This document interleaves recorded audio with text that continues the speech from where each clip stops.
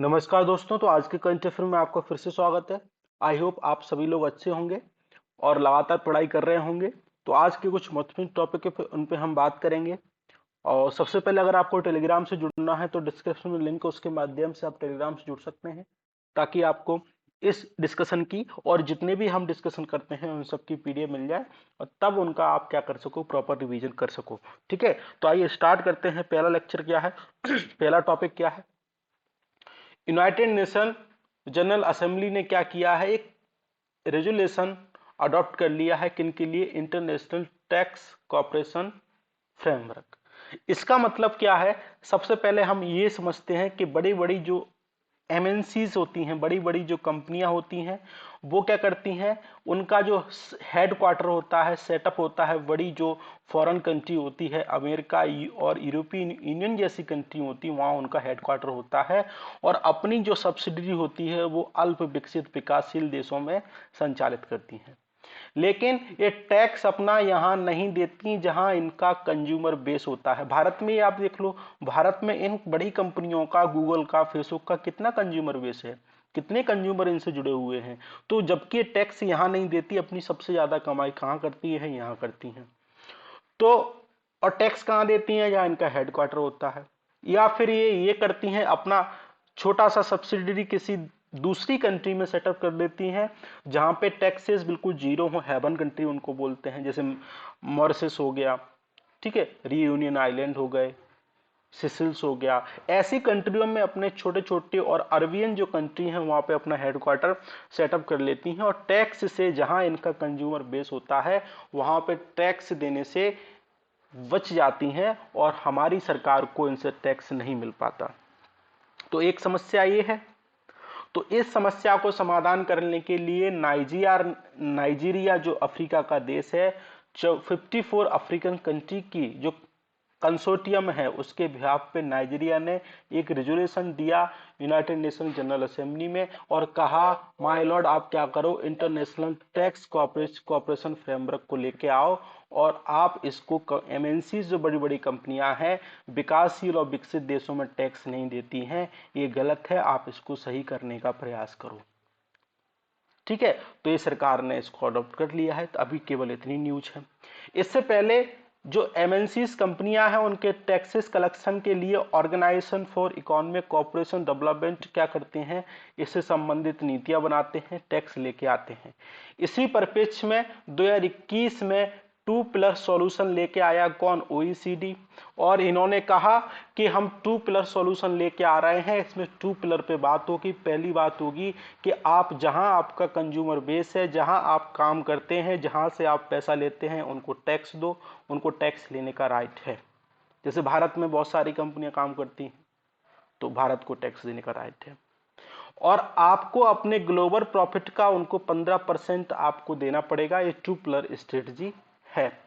इससे संबंधित भारत ने भी एक इक्वलाइजेशन लेवी लेके आए। इस पर प्रश्न यूपीएससी ने पूछ जा चुका है और कहा कि हम 2% टैक्स लगाएंगे जो भी मतलब कि एडवर्टाइजमेंट करते हैं, जो भी बाहरी कंपनियां हैं। और इसमें थोड़ा सा संशोधन करके अभी हाल ही में सरकार ने कहा कि हम इसमें ई कॉमर्स कंपनियों को भी शामिल करते हैं, वो भी इसके माध्यम से टैक्स अब भारत सरकार लगा सकती है, जो 6% के आसपास उन पे इम्पोज किया है। ठीक है, इतना आप ध्यान रखेंगे। तो आपने पूरी कहानी समझी। 2 पिलर पे काम करते हैं तो आपसे पूछा जाएगा 2 पिलर सॉल्यूशन क्या है, तो आप कराएंगे एमएनसी की जो टैक्स से संबंधित जो भी समस्या है, मतलब कि जो भी प्रॉब्लम है उसको रिजॉल्व करने से संबंधित 2 पिलर स्ट्रेटजी है और ओईसीडी से संबंधित है। ठीक है, इस बात को ध्यान रखेंगे। तो हमने बेसिक पढ़ लिया। अब ओईसीडी को पढ़ लेते हैं। ओईसीडी क्या है, इंटर गवर्नमेंटल इकोनॉमिक ऑर्गेनाइजेशन है। इसका हेडक्वार्टर हमको पेरिस में देखने को मिलेगा, फ्रांस में, और 35 इसमें कंट्री देखने को मिलेगी। 1960 में स्टेब्लिश हुआ इकोनॉमिक प्रोग्रेस और वर्ल्ड ट्रेड से संबंधित गतिविधियों को देखने के लिए। ठीक है, और इसकी जो मेंबर कंट्री हमको देखने को मिलेंगी जिनकी very high human development index में रैंकिंग होती है, इस बात को ध्यान रखेंगे। इसलिए भारत क्या है, इसका सदस्य नहीं है। और ओईसीडी का जो यूनाइटेड नेशन ऑब्जर्वर की तरह क्या करते हैं, काम करते हैं। ऑब्जर्वर पर यूपीएससी के द्वारा पिछली बार प्रश्न आया था, ये आया था कि अगर किसी संगठन को ऑब्जर्वर का दर्जा मिलता है तो उसको क्या क्या सुविधाएं मिल सकती हैं। ठीक है, इस पे कमेंट करके आप बताइएगा क्या क्या सुविधाएं मिल सकती हैं और क्यों आया था। क्योंकि जो हमारा आईएसए है, इंटरनेशनल सोलर अलायंस, उसको यूनाइटेड नेशन का ऑब्जर्वर का दर्जा मिला था, इसलिए यूपीएससी ने ऑब्जर्वर से संबंधित आपसे प्रश्न पूछा। ठीक है, तो आपको प्रश्न पूछने से संबंधित बात याद होनी चाहिए। यूपीएससी किस थीम पे प्रश्न पूछता है ये भी हम बात डिस्कशन करते हैं और आपको भली भांति पता है हम अपने डिस्कशन में वो सारी चीजें शामिल करते हैं जो आपके लिए महत्वपूर्ण है, आपके एग्जाम के लिए महत्वपूर्ण है।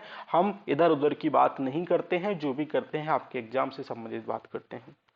ठीक है, अब यूनाइटेड नेशन को पढ़ लेते हैं। एक्चुअली इसमें 6 ऑर्गन्स हमको देखने को मिलेंगे। एक जनरल असेंबली देखने को मिलेगी, फिर जनरल असेंबली में आप देख पाएंगे 193 मेंबर होते हैं, 1 कंट्री का 1 वोट होता है, ये रिकमेंडेड देते हैं। इंटरनेशनल कोर्ट ऑफ जस्टिस होता है, इंटरनेशनल क्रिमिनल कोर्ट हमको देखने को मिलता है, इकोनॉमिक एंड सोशल काउंसिलिंग हमको देखने को मिलती है। और इसके अंतर्गत हमको यूएनडीपी, यूएनएचसीआर, यूनेसेफ, यूनेप, ठीक है, एफएओ, यूनेस्को, डब्ल्यूएचए, डब्ल्यूटीओ, ये क्या है, स्पेशल एजेंसी हमको देखने को मिलती है। सिक्योरिटी काउंसिल में हमको 5 सदस्य परमानेंट देखने को मिलते हैं, 10 सदस्य आपको नॉन परमानेंट देखने को मिलेंगे, जिनका कार्यकाल 2 ईयर तक का हमको देखने को मिलता है। तो आप इसको ध्यान रखेंगे, इसका ऑर्गेनाइजेशन का स्ट्रक्चर क्या है। और एक पीस कीपिंग मिशन भी चलाते हैं जहाँ पे अशांति रहती है, कोई राष्ट्र जैसे अफ्रीका के राष्ट्र है वहाँ पे अशांति रहती है, कई देश अपनी इच्छा के अनुसार इसमें योगदान देते रहते हैं। ठीक है, इसको ब्लू हेलमेट भी बोलते हैं। अब आगे क्या है, इंडिया की टीम गई है अर्जेंटीना। क्यों गई भाई साहब, तो गई है कि लिथियम की डील से संबंधित बात करने गए हैं। हमको लिथियम की बहुत अधिक आवश्यकता है। क्यों, क्योंकि हमको इलेक्ट्रिक व्हीकल चलाना है, हमको जो फॉसल फ्यूल्स पर जो हमारी डिपेंडेंसी है उसको कम करना है, तो हमको क्या चाहिए, लिथियम चाहिए। और लिथियम अर्जेंटीना में हमको देखने को मिलता है, जिसको लिथियम ट्रायंगल बोलते हैं, उसमें से पार्ट क्या है, अर्जेंटीना में पार्ट है। तो कौन कौन गया है, ministry of exploration corporation LTD गई है, काबिल गया है, काबिल मतलब कि खनिज विदेश इंडिया लिमिटेड, और जियोलॉजिकल सर्वे ऑफ इंडिया के लोग इसमें शामिल हैं। और काबिल क्या है, एक जॉइंट वेंचर हमको देखने को मिलता है, जिसमें नाल्को है, एससीएल है और एमईसीएल है, और ये लिथियम से संबंधित मिनरल से संबंधित काम करते हैं, स्ट्रेटजी बनाते हैं। कोबाल्ट में जितने भी मिनरल्स हमको देखने को मिलते हैं उससे संबंधित स्ट्रेटजी बनाने का काम काबिल करते हैं। ठीक है, इस बात को ध्यान रखेंगे। लिथियम के बारे में पढ़ लेते हैं। लिथियम एक हल्का सॉलिड क्या है, मटेरियल है। ठीक है, माइन रॉक में हमको मिलता है, और लोएस्ट डेंसिटी का क्या है, मेटल हमको देखने को मिलता है। लिथियम ट्रायंगल में आपको साउथ अमेरिका में देखने को मिलेगा, जिसमें अर्जेंटीना है, बोलिविया है, चिले है। ये 50% डिपॉजिट हमको इस रीजन में देखने को मिलेंगे लिथियम के, और जिसमें सबसे अधिक हमको देखने को मिलेगा सालर दे ओयोनी, जो कि बोलिविया का पार्ट है। और इसके अलावा आपको ऑस्ट्रेलिया, चाइना में भी आपको लिथियम का पार्ट देखने को मिलेगा। जैसा आप यहाँ पे देख पा रहे हैं, ये बोलिविया है, चिले है, अर्जेंटीना है, इसको आप बोलते हैं लिथियम ट्रायंगल। और साल्दे व्यादा आपको बोलिविया का पार्ट देखने को मिलेगा, यहाँ पे आपको काफी अधिक मात्रा में लिथियम देखने को मिलता है। ठीक है, इस बात को मैप ध्यान रखेंगे, इस मैप को याद रखेंगे, यहाँ से प्रश्न आपके लिए बन सकता है। दूसरा, आप चाइना और जापान क्या है, लार्जेस्ट क्या है, मेजर क्या है, प्रोड्यूसर है लिथियम के। चाइना में 80% का कंट्रोल हमको एक्सपोर्ट से संबंधित देखने को मिलता है। उसके अलावा आप लिथियम ट्रायंगल, ये आपने देखा ही इधर, पोलैंड, जर्मनी, ऑस्ट्रिया में भी देखने को मिलता है। और ऑस्ट्रेलिया में भी हमको लिथियम के रिजर्व, कोबाल्ट और निकल के आपको देखने को मिलते हैं। जैसा आप यहाँ पे देख पा रहे हैं, इसको बोलते हैं लिथियम। यहाँ आपको इसको भंडार आपको देखने को मिलेंगे। भारत में भी हमको देखने को मिला है। भारत में क्या है, फर्स्ट लिथियम रिजर्व हमको देखने को मिला है, इस बात को ध्यान रखेंगे, महत्वपूर्ण बात है। कर्नाटका का एक मांड्या डिस्ट्रिक्ट है, उसका एक रीजन है, वो हमें मारलागला, अलप्पा, पटना आपको देखने को मिलेगा। यहाँ पे आपके लिथियम के भंडार भारत में देखने को मिलेंगे। चाइना 60% कंट्रोल करता है, कैपेसिटी है उसमें। उसके अलावा मिनरल सिक्योरिटी पार्टनरशिप बनाई है इन लोगों ने मिलकर, ऑस्ट्रेलिया, यूएसए, कनाडा ने, और जिसमें ये क्या करते हैं, नॉन चाइनीज सप्लाई को, क्रिटिकल जो भी मिनरल है उसको मैनेज करने के लिए, उसमें लिथियम भी शामिल है। अच्छा, इस पार्टनरशिप में इंडिया शामिल नहीं है, इस बात को ध्यान रखेंगे, ये बात आपके लिए महत्वपूर्ण है। ठीक। दूसरा, ये मैंने पढ़ा, ये आप लोगों ने, हमने पढ़ा कि मांड्या डिस्ट्रिक्ट है कर्नाटक का, यहाँ पे आपको लिथियम के रिजर्व आपको देखने को मिलेंगे। ये क्या है, ट्राइंगल है, आपको देख पा रहे हैं, जिसमें चिली, बोल्विया, अर्जेंटीना शामिल है। ठीक है, इस बात को ध्यान रखेंगे। बोल्विया में हमको देखने को मिलता है, जुजाऊ में हमको देखने को मिलता है। तो ये सारी महत्वपूर्ण बातें हैं, यहाँ से आप यहाँ से देख सकते हैं। ठीक है। दूसरा, प्रधानमंत्री फसल बीमा योजना चर्चा में है। इसमें सरकार चाहती है कि हम इसमें कुछ ऐसे संशोधन करें जो किसानों के अनुसार हो। अभी तक किसानों के पास कुछ समस्याएं आ रही थी कि किसान, अधिकांश स्टेट क्या कर रहे थे, इसको ऑप्ट आउट कर रहे थे। क्यों कर रहे थे कि इसमें शेयर ऑफ प्रीमियम सब्सिडी से संबंधित फाइनेंशियल जो कंस्ट्रेंट्स हमको देखने को मिल रहे हैं राज्यों के पास, इसलिए वित्तीय संबंधित बाधाएं देखने को मिल रही हैं। तो उसके कारण क्या कर रहे हैं, कुछ राज्य इस स्कीम को अपने दूर कर रहे हैं। और लो कंपनसेशन भी देखने को मिलता है, पेमेंट में भी डिले हमको देखने को मिलता है। इंश्योरेंस कंपनी के द्वारा बहुत सारे क्लेम को डिनाइड कर लिया जाता है। लोगों के मध्य जो भी मेथोडोलॉजी रहती है उसके संबंध में किसानों को जानकारी नहीं रहती, अवेयरनेस की कमी है। जो भी रेनफॉल से संबंधित हमारा जो फोरकास्ट है मौसम विभाग के द्वारा दिया जाता है, उसमें फेलियर देखने को मिलता है। कभी कभी जो फोरकास्ट सही नहीं होता, मौसम विभाग कहेगा आज वर्षा होगी, आज नहीं होगी, लेकिन कल हो जाती है। ठीक है। डिले पेमेंट हमको देखने को मिलता है। असेसमेंट और जो क्रॉप का रहता है उसमें लॉसेस हमको देखने को मिलते हैं। तो सरकार चाहती है इन कमियों को हम क्या करें, दूर कर दें। और दूर करने के साथ साथ हम क्या कर दें, एक नई फसल बीमा योजना लेके आए। अभी चेंजेस नहीं हुए हैं। सरकार ने इसको 2016 में लॉन्च किया गया था, और जिसमें भी इसमें नेचुरल जो भी आपदाएं, डिजास्टर हमको देखने को मिलते हैं, वो सभी इसमें शामिल थे, चाहे वो नेचुरल हो। ठीक है। और ज्यादातर इसमें नेचुरल इसमें शामिल थे। इसमें खरीफ, रबी, खरीफ से संबंधित, खरीफ, रबी और मोटे अनाज से संबंधित मतलब कि बागवानी रहता है, वो सारी चीजें आती थी। खरीफ के लिए इनको 2.0% प्रीमियम देना पड़ता था किसानों को, रबी के लिए 1.5%, और जो भी बागवानी कॉमर्शियल क्रॉप रहती हैं उनके लिए 5% प्रीमियम देना पड़ता था। यहाँ पे सही कर लेना आप लोग, यहाँ पे आप लोग कर सकते हो बागवानी। ठीक है, इस बात को ध्यान रखेंगे, इससे यहाँ से प्रश्न आपके लिए बन सकता है। ठीक। दूसरा तो है हमने पढ़ लिया। अब इनसे संबंधित बेसिक पढ़ लेते हैं। मिलेट क्या है, क्यों चर्चा में है, क्योंकि 2023 को यूनाइटेड नेशन ने international year of millet declare किया है। इसको यूपीएससी ने भी इससे संबंधित प्रश्न पूछा जा चुका है। मेजर जो मिलेट हमको देखने थे, मोटा अनाज है वो इंडिया में ज्वार देखने को मिलता है, बाजरा, रागी देखने को मिलता है। स्मॉल मिलेट आपको कोडो, कुटकी, चेना, सनवार आपको देखने को मिलता है। और 3000 साल पहले भी बीसी आपको इंडस वैली सिविलाइजेशन में भी आपको इससे संबंधित खेती आपको देखने को मिली। ठीक है। इंसेंट फूड इसको बोलते हैं, फर्स्ट प्लांट हमको देखने को मिला। लेकिन इसके लिए कुछ महत्वपूर्ण जो क्लाइमेटिकल कंडीशन होती हैं वो आपको देखने को मिलती है। शॉर्ट ग्रोइंग सीजन होता है, 70 से 100 दिन में ये फसल पक जाती है, जबकि जो व्हीट और पैडी की फसल है वो 120 से 50 दिन लगते हैं उसको। लोअर वाटर रिक्वायरमेंट रहती है, जहाँ 350 से 500 मिलीमीटर की आवश्यकता रहती है, वहीं आपको जो ट्रेडिशनल पैडी और व्हीट की फसल में 600 से 1200 मिलीमीटर की आवश्यकता रहती है। और पुअर सोयल में भी ये अपना उत्पादन इनका हो सकता है। इट इज खरीफ क्रॉप के संदर्भ में इसको देखा जा सकता है। ठीक है। भारत में आपको देखने को मिलेगा सबसे ज्यादा जो प्रोड्यूसर है वो आपको राजस्थान देखने को मिलेगा, उसके बाद आपको यूपी, फिर आंध्र प्रदेश, फिर तेलंगाना, कर्नाटक। तो राजस्थान, फिर इसके बाद आपको यूपी, फिर इसके बाद आपको आंध्र प्रदेश, फिर इसके बाद आपको तेलंगाना, फिर कर्नाटक। तो इस बात को ध्यान रखेंगे। दूसरा, इंडिया, नाइजीरिया और चाइना का जो लार्जेस्ट क्या है प्रोड्यूसर हमको देखने को मिलते हैं। मोर देन 55% जो प्रोडक्शन है वो इन तीन देशों से आता है। भारत का इसमें 20% वर्ल्ड का क्या प्रोडक्शन इसमें शामिल है। तो इस बात को भी आप ध्यान रखेंगे। तो यहाँ से प्रश्न बनेगा तो इजिली आप यहाँ से सॉल्व इसको कर पाएंगे। ठीक है। अब दूसरा, इंडियन टर्टल स्पीसीज। अभी जो साइट का जो COP29 का सम्मेलन चल रहा है, समिट चल रही है पनामा में, हमने कई बार इसको डिस्कस किया है, कल वाले लेक्चर में भी डिस्कस किया साइट को, और इससे पहले वाले 2-3 लेक्चर, दिन के पहले वाले लेक्चर में भी हमने साइट को बारे में पढ़ा। अब केवल वो न्यूज पढ़ेंगे जो अभी नया रिसेंट डेवलपमेंट हुआ है। 2 fresh water Indian turtle species को अपेंडिक्स 1 में डाला गया है, जो पहले अपेंडिक्स 2 में थी। अब इसमें 3 अपेंडिक्स हमको देखने को मिलती हैं, एक अपेंडिक्स 1, 2, 3। जो 1 अपेंडिक्स रहती है उसमें सबसे ज्यादा प्रोटेक्शन होती है, उसके बाद इसमें इससे कम होती है, उसके बाद सबसे कम प्रोटेक्शन अपेंडिक्स 3 में रहती है। तो आप इस बात को समझेंगे, अगर इसको सेकंड से 1 में डाला है तो इसको जो इंडियन स्पीसीज है टर्टल की, उनको अधिक प्रोटेक्शन देने की आवश्यकता है। वो इंडेंजर होती जा रही है, क्रिटिकल इंडेंजर होती जा रही है, उनके कई प्रकार के थ्रेट उनके सामने हैं। तो सबसे पहली जो टर्टल की स्पीसीज है रेड क्राउन रूफेड टर्टल, जैसा आप यहाँ पे देख पा रहे हैं पिक्चर में।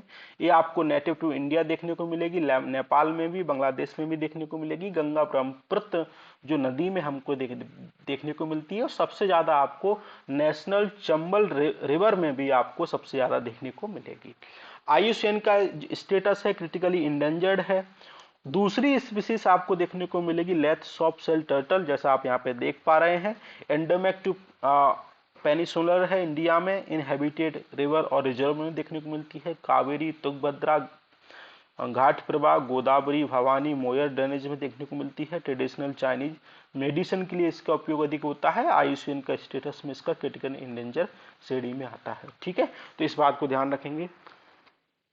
दूसरा पेंगोलिन चर्चा में है, जैसा आप यहाँ पे देख पा रहे हैं, पेंगोलिन है, ये आपको देखने को मिलता है। इसकी पोचिंग सबसे ज्यादा आपको चाइना में देखने को मिलेगी, और भारत में एक इंडियन पेंगोलिन देखने को मिलता है, और उसके बाद आपको चाइनीज पेंगोलिन भी देखने को मिलता है।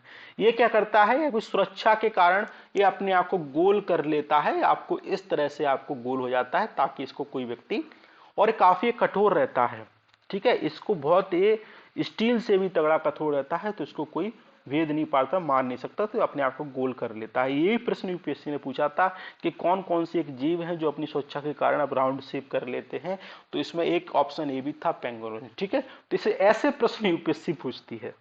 ठीक है, और 8 प्रजातियां हमको पाई जाती हैं, 8 में से भारत में भी प्रजातियां पेंगोलिन की पाई जाती हैं। ठीक है, पेंगोलिन क्या है, इंडियन पेंगोलिन आपको लार्जेस्ट है, जो 8 पेंगोलिन स्पीसीज है उनमें से सबसे लार्जेस्ट हमको देखने को मिलता है। चाइनीज पेंगोलिन हमको नॉर्थ ईस्ट रीजन में देखने को मिलेगा। ठीक है, और ये आपको बांग्लादेश, पाकिस्तान, नेपाल, श्रीलंका में भी देखने को मिलेंगे। लेकिन हमारे लिए महत्वपूर्ण है इंडियन पेंगोलिन। इसका जो world wild life protection act 1972 है, उसके शेड्यूल 1 में है, साइट के अपेंडिक्स 1 में है, IUCN की रेड लिस्ट में क्या है, इंडेंजर्ड है। लेकिन जो चाइनीज पेंगोलिन है वो क्रिटिकल इंडेंजर्ड है IUCN की लिस्ट में, और इंडियन पेंगोलिन है वो इंडेंजर्ड की श्रेणी में है। ठीक है, तो इस बात को आप ध्यान रखेंगे, यहां से लिए आपकी महत्वपूर्ण बात है। ठीक, इस बात को ध्यान रखेंगे। ठीक है, ये आपके लिए महत्वपूर्ण है। क्यों इंडेंजर्ड है, कि चाइना में सबसे ज्यादा आपको शिकार देखने को मिलता है, तो इसलिए वहां से प्रजाति विलुप्त होती जा रही है, क्रिटिकल इंडेंजर्ड की श्रेणी में हो गई है। ठीक है, अभी क्यों चर्चा में है, क्योंकि साइट के सम्मेलन में इसके बारे में बात की गई, इसलिए चर्चा में था। दूसरा जल्लीकट्टू चर्चा में है, तमिलनाडु में हमको देखने को मिलता है पोंगल के डे में। ठीक है, सुप्रीम कोर्ट ने, आपको याद होगा, सुप्रीम कोर्ट में इस पर वर्डिक्ट दिया था कि इसको बंद किया जाए। जो बुल्स होता है उसको रोकने का प्रयास किया जाता है। परंपरागत रूप से एक खेल है और लोगों की भावनाएं, आस्थाएं इससे जुड़ी हैं, तो बाद में सुप्रीम कोर्ट ने इससे अपना स्टे हटा लिया और कहा कि इस खेल अगर आप खेलोगे, ये प्ले करोगे, तो हमारा ऑब्जर्वेशन इस पे होगा। ठीक है, हम इसको देखते रहेंगे। ठीक, इतना बस आपको ध्यान रखना है। किस राज्य से संबंधित, तमिलनाडु। कौन से पोंगल से संबंधित आपको देखने को मिलेगा। नीति आयोग से संबंधित सेम संस्था महाराष्ट्र में देखने को मिली है, जिसका नाम है मित्रा। ठीक है, तो नीति आयोग क्या है, टीम इंडिया स्पिरिट पे काम करता है, स्टेट और सेंटर के मध्य स्टेट सपोर्ट मिशन के तहत काम करता है, कोऑर्डिनेशन करता है, कोऑपरेटिव फेडरलिज्म की दिशा में काम करता है। प्राइम मिनिस्टर इसके चेयरपर्सन होते हैं। एक गवर्निंग काउंसिल रहती है जिसमें सारे स्टेट के CM, lieutenant governor, union territory के वो रहते हैं शामिल। एक रीजनल काउंसिलिंग रहती है जिसमें जब आवश्यकता रहती है, कोई भी संबंधित राज्यों के अगर इश्यू रहते हैं तो उससे संबंधित मंत्री, मुख्यमंत्री इसमें शामिल रहते हैं और उनके इस समस्याओं के समाधान के संबंध में बात की जाती है। 4 आपको एक्स ऑफिशियो मेंबर मिलेंगे जो मिनिस्टर रहेंगे, पीएम के द्वारा इनको नॉमिनेट किया जाएगा। पार्ट टाइम मेंबर आपको देखने को मिलेंगे 2, फुल टाइम मेंबर आपको देखने को मिलेंगे, स्पेशल इनवाइटीज भी देखने को मिलेंगे। सीईओ अपॉइंटमेंट किया जाएगा जिसको कोई टेन्योर होगा फिक्स प्रधानमंत्री के द्वारा, और सेक्रेटरिएट आपको इफ अगर नेसेसरी है तो इनका कोई सेक्रेटरिएट भी हो सकता है। ठीक है, इनके कुछ प्रोग्राम हैं। एसडीजी इंडिया इंडेक्स जारी करते हैं NITI Aayog, composite water management index जारी करते हैं, अटल इनोवेशन मिशन नीति आयोग के द्वारा जारी किया जाता है। इससे संबंधित प्रश्न यूपीएससी में पूछा जा चुका है। 7 प्रोजेक्ट है जो पिछड़े राज्य वहाँ के डेवलपमेंट से संबंधित काम करते हैं, स्वास्थ्य और शिक्षा से संबंधित। एस्पायरेशनल डिस्ट्रिक्ट प्रोग्राम इनके द्वारा लॉन्च किया जाता है। स्कूल एजुकेशन क्वालिटी इंडेक्स इनके द्वारा लॉन्च किया जाता है। District hospital index, health index, agriculture market farmer friendly reform index, Indian innovation index, women transformation India award और गुड गवर्नेंस इंडेक्स इनके द्वारा जारी किए जाते हैं। इन इंडेक्सों के आप नाम याद रखिएगा, कौन जारी करता है, यहाँ से प्रश्न अक्सर आपसे पूछे जा सकते हैं। ठीक है, फंक्शन क्या है हमने पढ़ ही लिया। कोऑपरेटिव फेडरलिज्म की बात करते हैं, मॉनिटरिंग करते हैं, इवैल्यूएशन करते हैं, एक्ट रिसोर्स देते हैं, सेंटर के मध्य काम करते हैं और सेंटर स्टेट के मध्य टीम इंडिया की भावना से काम करने का प्रयास करते हैं। स्कोर्स ऐप चर्चा में है, सेबी ने लॉन्च किया है। कोई भी अगर आपकी कोई शिकायत है सिक्योरिटी मार्केट से संबंधित तो आप यहाँ जाके उसको लॉन्च कर सकते हैं और आपको सेंट्रलाइज मैनर में आपकी शिकायत का समाधान होगा। ठीक है, बस इतना ध्यान रखना है। दूसरा, कोल्ड फील्ड रिजर्व चर्चा में थे। छत्तीसगढ़ के पास आपको 70% कोल्ड रिजर्व देखने को मिलेंगे, लेकिन इसकी रैंक आपको प्रोडक्शन में फर्स्ट स्थान पर देखने को मिलेगी। भारत में सबसे ज्यादा जो प्रोडक्शन छत्तीसगढ़ के द्वारा किया जाता है। फिर आपको झारखंड में 26% से अधिक आपको रिजर्व देखने को मिलेंगे जो कि फर्स्ट पे है, लेकिन प्रोडक्शन में फर्स्ट कौन है? छत्तीसगढ़। उड़ीसा में आपको ओवर 24% देखने को मिलेंगे। ठीक है, इस बात को ध्यान रखेंगे। और सबसे ज्यादा आपको इधर ये वाले एरिया में कोल रिजर्व देखने को मिलेंगे। ठीक है, क्योंकि गोंडवाना जो रीजन आपको इधर ही देखने को मिलता है। दूसरा, bureau of civil aviation security चर्चा में है। इसने कुछ नोटिफाइड गाइडलाइन को इश्यू किया है, ड्राफ्ट लेके आए हैं। कहा है कि अगर आप एयरपोर्ट पे एयरलाइन से संबंधित किसी सिक्योरिटी वायलेशन करते हैं तो आपको 1 करोड़ तक का आपके ऊपर फाइन हो सकता है। इसको director general of civil aviation के तहत सेटअप किया गया था 1978 में पांडे कमेटी के अनुशंसा पर, और मिनिस्ट्री ऑफ सिविल एविएशन के तहत इंडिपेंडेंट डिपार्टमेंट की तरह काम करता है। और जितने भी हमारे सिविल एविएशन से संबंधित रूल और रेगुलेशन होते हैं इनके द्वारा नोटिफाई किए जाते हैं, रेगुलेट करने का प्रयास किया जाता है। ठीक है, तो इसको याद रखेंगे। दूसरा, प्रोजेक्ट 15B चर्चा में है। प्रोजेक्ट 15B का मतलब है जो मार्मोगोआ शिप है हमारा, जैसा आप यहाँ पे देख पा रहे हैं इस पिक्चर में, इनके द्वारा नेवी को दिया जाएगा। कोलकाता क्लास की जो क्लास डिस्ट्रॉय है इनके द्वारा निर्माण किया जाएगा। 4 होंगी, 4 का नाम होगा, एक विशाखापत्तनम होगा, मार्मोगोआ होगा, इंफाल होगा, सूरत होगा, प्रोजेक्ट 15B के तहत। ठीक है, स्टील गाइडेड मिसाइल के डिस्ट्रॉय के रूप में काम करेंगे, काफी महत्वपूर्ण है। अगर हमारी ओशियन ब्लू इकोनॉमी की दिशा में काम करते हैं तो काफी महत्वपूर्ण रोल निभाते हैं। ठीक है, दूसरा, आर्कटिक रीजन चर्चा में है। क्यों? क्योंकि रसिया के द्वारा यहाँ पे कुछ अपना काम किया जा रहा है, कुछ बेसल्स भेजे हैं ताकि बर्फ वहां को हटाई जा सके और अपना कहीं ना कहीं उनका प्रयास किया जा सके। तो आर्कटिक रीजन में आपको रसिया देखने को मिलेगा, इधर आपको एस्टोनिया नहीं देखने को मिलेगा, इधर आपको मिलेगा फिनलैंड, स्वीडन, ग्रीनलैंड और यूनाइटेड स्टेट, अलास्का का रीजन है, इधर आपको सलवार्ड। ठीक है, और ऊपर जाओगे तो आपको इधर मिलेगा, नॉर्वे भी इसमें शामिल रहता है, एस्टोनेशिया नहीं मिलेगा, लेकिन ऊपर वाला पार्ट है आपको एस्टोनेशिया, लाटविया, लिथुआनिया, बेलारूस, यूक्रेन। ठीक है, इस बात को ध्यान रखेंगे। लेकिन आर्कटिक अगर काउंसलिंग की बात करेंगे, काउंसलिंग और है जिसमें भारत क्या है, पर्यवेक्षक की तरह काम करता है, सह सदस्य के रूप में काम करता है। तो आपको ये देश देखने को मिलेंगे, रसिया, यूनाइटेड नेशन, कनाडा, ग्रीनलैंड, ठीक है, और नॉर्वे, स्वीडन, फिनलैंड।